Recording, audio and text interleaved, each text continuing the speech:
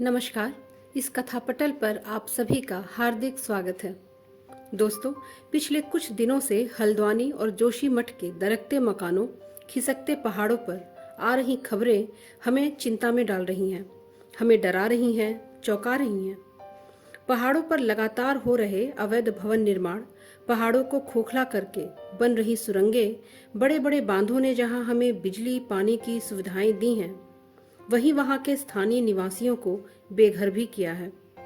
बांधों में डूब रहे गांवों के लोग कहां जाएं, क्या करें? पर्वतीय जनजीवन की त्रासदी और पर्यावरण की चिंता में डूबे हुए विद्यासागर नौटियाल जी का सृजन संसार इस दृष्टि से बहुत महत्वपूर्ण है। टिहरी गढ़वाल में भागीरथी के तट पर माली देवल गांव में जन्मे विद्यासागर नौटियाल जी का बचपन पहाड़ों वनों में ही बीता। विद्यासागर नौटियाल जी 1957 के ऑल इंडिया स्टूडेंट फेडरेशन के अध्यक्ष भी रहे। पहाड़ों में वनों के निर्मम संहार के विरुद्ध छेड़े गए चिपको आंदोलन के प्रबल समर्थक रहे विद्यासागर जी ने टिहरी ऋषिकेश में अनेक मजदूर संघों के लिए भी काम किया। पर्यावरण की चिंता, पर्वतीय जनजीवन की त्रासदी का वर्णन इनकी अनेक कहानियों में, उपन्यासों में मिलता है। आज की कहानी का शीर्षक है माटी वाली। एक गरीब वृद्ध स्त्री जो लोगों के घरों में मिट्टी पहुंचाकर अपना और अपने पति की देखभाल करती है। क्या होता है जब एक दिन उसे टिहरी गांव के डूबने की खबर मिलती है? नौटियाल जी ऐसे ही अपने अनेक उपन्यासों, कहानियों में दिखाते हैं कि पहाड़ जंगल से जुड़े लोग उसके कड़ कड़ से प्रेम करते हैं, जबकि सत्ता पर काबिज लोग पहाड़ों जंगलों के एक एक पत्ते, एक एक कड़ से धन कमाना चाहते हैं।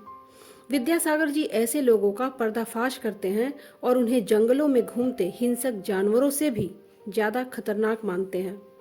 आइए सुने आज की कहानी माटी वाली। शहर के सेमल के तप्पड़ मोहल्ले की ओर बने आखिरी घर की खोली में पहुंचकर उसने दोनों हाथों की मदद से अपने सिर पर धरा बोझा नीचे उतारा। मिट्टी से भरा एक कंटर, माटी वाली। टिहरी शहर में शायद ऐसा कोई घर नहीं होगा जिसे वह न जानती हो या जहां उसे न जानते हो। घर के कुल निवासी, बरसों से वहां रहते आ रहे किराएदार, उनके बच्चे तलक, घर घर में लाल मिट्टी देते रहने के उस काम को करने वाली वह अकेली है। उसका कोई प्रतिद्वंदी नहीं। उसके बगैर तो लगता है टिहरी शहर के कई एक घरों में चूल्हों का जलना तक मुश्किल हो जाएगा। वह न रहे तो लोगों के सामने रसोई और भोजन कर लेने के बाद अपने चूल्हे चौके की लिपाई करने की समस्या पैदा हो जाएगी। भोजन जुटाने और खाने की तरह रोज की एक समस्या। घर में साफ लाल मिट्टी तो हर हालत में मौजूद रहनी चाहिए। चूल्हे चौकों को लीपने के अलावा साल दो साल में मकान के कमरों, दीवारों की गोबरी लिपाई करने के लिए भी लाल माटी की जरूरत पड़ती रहती है। शहर के अंदर कहीं माटा खान है। भागीरथी और भिलांगना दो नदियों के तटों पर बसे हुए शहर की मिट्टी इस कदर रतीली है कि उससे चूल्हों की लिपाई का काम नहीं किया जा सकता। आने वाले नए नए किराएदार भी एक बार अपने घर के आंगन में उसे देख लेते हैं तो अपने आप माटी वाली के ग्राहक बन जाते हैं। घर घर जाकर माटी बेचने वाली नाटे कद की एक हरिजन बुढ़िया, माटी वाली। शहरवासी सिर्फ माटी वाली को नहीं, उसके कंटर को भी अच्छी तरह पहचानते हैं। रद्दी कपड़े को मोड़कर बनाए गए एक गोल डिल्ले के ऊपर लाल चिकनी मिट्टी से छुलबुल भरा कनस्तर टिका रहता है। उसके ऊपर किसी ने कभी कोई ढक्कन लगा हुआ नहीं देखा। अपने कंटर को इस्तेमाल में लाने से पहले वह उसके ऊपरी ढक्कन को काट कर निकाल फेंकती है। ढक्कन के न रहने पर कंटर के अंदर मिट्टी भरने और फिर उसे खाली करने में आसानी रहती है। उसके कंटर को जमीन पर रखते रखते सामने के घर से 9-10 साल की एक छोटी लड़की कामिनी दौड़ती हुई आ पहुंची। उसके सामने खड़ी हो गई। मेरी माँ ने कहा है जरा हमारे यहाँ भी आ जाना। अभी आती हूँ। घर की मालकिन ने माटी वाली को अपने कंटर की माटी कच्चे आंगन के एक कोने पर उड़ेल देने को कह दिया। तू बहुत भाग्यवान है, चाय के टाइम पर आई है हमारे घर। भाग्यवान आए खाते वक्त। वह अपनी रसोई में गई और 2 रोटियां लेती आई। रोटियां उसे सौंप कर वह फिर अपनी रसोई में घुस गई। माटी वाली के पास अपने अच्छे या बुरे भाग्य के बारे में ज्यादा सोचने का वक्त ही नहीं था। घर की मालकिन के अंदर जाते ही माटी वाली ने इधर उधर तेज निगाहें दौड़ाईं। हाँ, इस वक्त वह अकेली थी, उसे कोई देख नहीं रहा था। उसने फौरन अपने सिर पर धरे डिल्ले के कपड़े के मोड़ों को हड़बड़ी में एक झटके से खोला और उसे सीधा कर दिया। फिर इकहरा खुल जाने के बाद वह एक पुरानी चादर के एक फटे हुए कपड़े के रूप में प्रकट हुआ। मालकिन के बाहर आंगन में निकलने से पहले उसने चुपके से अपने हाथ में थामी 2 रोटियों में से एक रोटी को मोड़ा और कपड़े पर लपेटकर गांठ बांध ली। साथ ही अपना मुंह यूं ही चलाकर खाने का दिखावा करने लगी। घर की मालकिन पीतल के एक गिलास में चाय लेकर लौटी।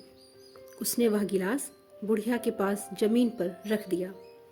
ले, सद्दा बासी साग कुछ है नहीं अभी, इसी चाय के साथ निगल जा।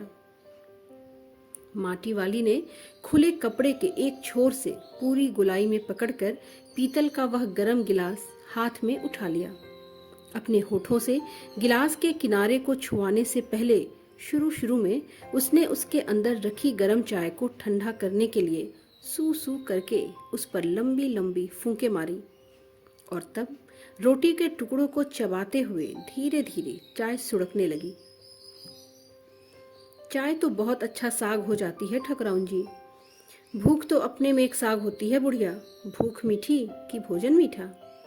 तुमने अभी तक पीतल के गिलास संभाल कर रखे हैं, पूरे बाजार में और किसी घर में अब नहीं मिलते ये गिलास। इनके खरीदार कई बार हमारे घर के चक्कर काट कर लौट गए। पुरखों की गाढ़ी कमाई से हासिल की गई चीजों को हराम के भाव बेचने को मेरा दिल गवाही नहीं देता। क्या मालूम कैसे तंगी के दिनों में अपनी जीभ पर कोई स्वादिष्ट चटपटी चीज रखने के बजाय मन मसोस कर 2-2 पैसे जमा करते रहने के बाद खरीदा होगा उन्होंने ये तमाम चीजें, जिनकी हमारे लोगों की नजरों में अब कोई कीमत नहीं रह गई है। बाजार में जाकर पीतल का भाव पूछो जरा, दाम सुनकर दिमाग चकराने लगता है। और ये व्यापारी हमारे घरों से हराम के भाव इकट्ठा कर ले जाते हैं। तमाम बर्तन भाड़े, कांसे के बर्तन भी अब गायब हो गए हैं सब घरों से। इतनी लंबी बात नहीं सोचते बाकी लोग। अब जिस घर में जाओ वहां या तो स्टील के भांडे दिखाई देते हैं या फिर कांच और चीनी मिट्टी के। अपनी चीज का मोह बहुत बुरा होता है। मैं तो सोचकर पागल हो जाती हूँ कि अब इस उम्र में इस शहर को छोड़कर हम जाएंगे कहाँ। ठकुराइन जी, जो जमीन जायदादों के मालिक हैं वे तो कहीं न कहीं ठिकाने पर जाएंगे ही, पर मैं सोचती हूँ मेरा क्या होगा। मेरी तरफ देखने वाला तो कोई भी नहीं। चाय खत्म कर माटी वाली ने एक हाथ में अपना कपड़ा उठाया, दूसरे में खाली कंटर और खोली से बाहर निकलकर सामने के घर में चली गई। उस घर में भी कल हर हालत में मिट्टी ले आने के आदेश के साथ उसे 2 रोटियां मिल गईं। उन्हें भी उसने अपने कपड़े के एक दूसरे छोर में बांध लिया। लोग जाने तो जाने कि वह यह रोटियां अपने बुढ़े के लिए ले जा रही है। उसके घर पहुंचते ही अशक्त बुढ़ा कातर नजरों से उसकी ओर देखने लगता है। वह घर में रसोई बनने का इंतजार करने लगता है। आज वह घर पहुंचते ही 3 रोटियां अपने बुढ़े के हवाले कर देगी। रोटियों को देखते ही चेहरा खिल उठेगा बुढ़े का। साथ में ऐसा भी बोलेगी, साग तो कुछ है नहीं अभी। और तब उसे जवाब सुनाई देगा कि भूख मीठी कि भोजन मीठा। उसका गांव शहर के इतना पास भी नहीं है। कितना ही तेज चलो फिर भी घर पहुंचने में 1 घंटा तो लग ही जाता है। रोज सुबह निकल जाती है वह अपने घर से। पूरा दिन माटा खान में मिट्टी खोदने और फिर विभिन्न स्थानों में फैले घरों तक उसे ढोने में बीत जाता है। घर पहुंचने से पहले रात घिरने लगती है। उसके पास अपना कोई खेत नहीं, जमीन का एक टुकड़ा नहीं। झोपड़ी जिसमें वह गुजारा करती है गांव के एक ठाकुर की जमीन पर खड़ी है। उसकी जमीन पर रहने की एवज में उस भले आदमी के घर पर भी माटी वाली को कई तरह के कामों की बेगार करनी होती है। नहीं, आज वह एक गठरी में बदल गए अपने बुढ़े को कोरी रोटियां नहीं देगी। माटी बेचने से हुई आमदनी से उसने एक पाव प्याज खरीद लिया। प्याज को कूटकर वह उन्हें जल्दी जल्दी तल लेगी। बुढ़े को पहले रोटियां दिखाएगी ही नहीं, सब्जी तैयार होते ही परोस देगी उसके सामने 2 रोटियां। अब वह 2 रोटियां भी नहीं खा सकता। एक ही रोटी खाएगा या हद से हद 1.5। अब उसे ज्यादा नहीं बचता। बाकी बची 1.5 रोटियों से माटी वाली अपना काम चला लेगी। 1 रोटी तो उसके पेट में पहले ही जमा हो चुकी है। मन में यह सब सोचती, हिसाब लगाती वह अपने घर पहुंच गई। उसके बुढ़े को अब रोटी की कोई जरूरत नहीं रह गई थी। माटी वाली के पांवों की आहट सुनकर हमेशा की तरह आज वह चौंका भी नहीं। उसने अपनी नजरें उसकी ओर नहीं घुमाई। घबराई हुई माटी वाली ने उसे छू कर देखा। वह तो अपनी माटी को छोड़कर जा चुका था। टिहरी बांध पुनर्वास के साहब ने उससे पूछा, वह रहती कहाँ है? तुम तहसील से अपने घर का प्रमाण पत्र ले आना। मेरी जिंदगी तो इस शहर के तमाम घरों में माटी देते गुजर गई साहब। माटी कहाँ से लाती हो? माटा खान से लाती हूँ माटी। वह माटा खान चढ़ी है तेरे नाम? अगर है तो हम तेरा नाम लिख देते हैं। माटा खान तो मेरी रोजी है साहब। बुढ़िया, हमें जमीन का कागज चाहिए, रोजी का नहीं। बांध बनने के बाद मैं क्या खाऊंगी साहब? इस बात का फैसला तो हम नहीं कर सकते। वह बात तो तुझे खुद ही तय करनी पड़ेगी। टिहरी बांध की 2 सुरंगों को बंद कर दिया गया है। शहर में पानी भरने लगा है।